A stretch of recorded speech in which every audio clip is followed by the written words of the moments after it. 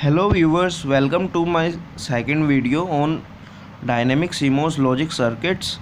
In this video I will be explaining to you domino CMOS logic. But before explaining you to domino CMOS logic, let me explain the part of CMOS circuits to which it belongs. It belongs to high performance dynamic logic circuits.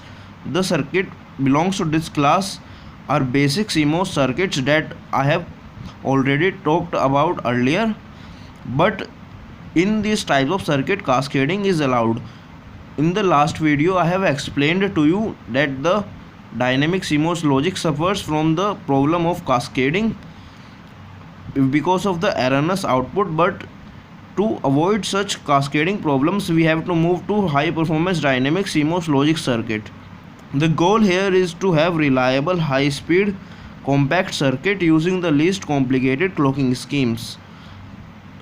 The goal is to minimize the complexity of clocking schemes. The main focus is to minimize the complexity of clocking schemes here. So in the high performance dynamic CMOS circuits we have domino CMOS logic, Zipper CMOS logic, Nora CMOS logic. Nora CMOS logic is also known as NP domino logic, and true phase dynamic CMOS logic, true single phase dynamic CMOS logic. So in this video I will be explaining to you domino CMOS logic circuit.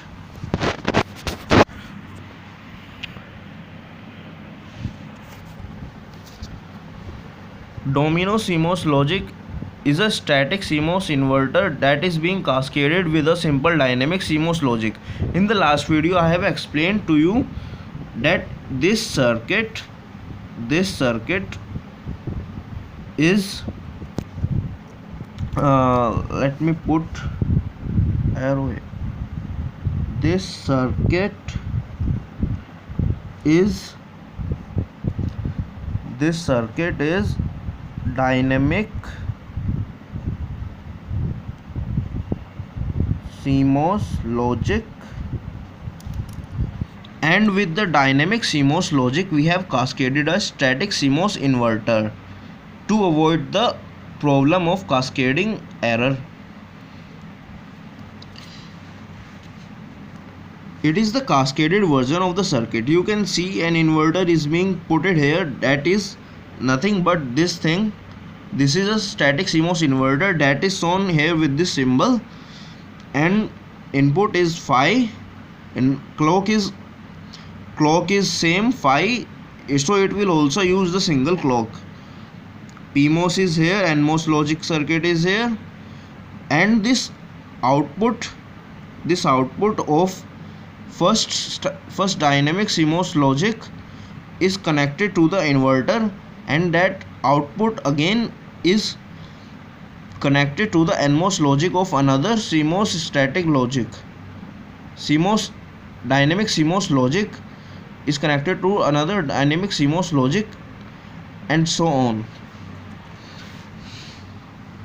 So operation: when the clock is low, the output of dynamic CMOS logic is high, and static CMOS inverter, that we can also call it as buffer, is low.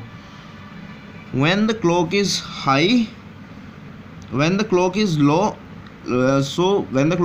or 0, the output of dynamic CMOS logic is high. The output here it is high, and the output of buffer is low. We can say buffer. We can also say this static CMOS inverter as buffer is low. It is called precharge phase. When the clock is low or 0, the phase is known as precharge phase. When the clock gets high, two possibility arrives: either remains high or gets 1 to 0. So when the clock becomes high, there are two possibilities: that the output will either become high, remains to high, or switch from high to low. But in this case, as you can see, we have provided an inverter here, so it eliminates the second possibility, and the output will remains high. So output but the buffer can only go from 0 to 1 because of this buffer present here. This is the buffer that is being present here, and because of this buffer that is being present here, output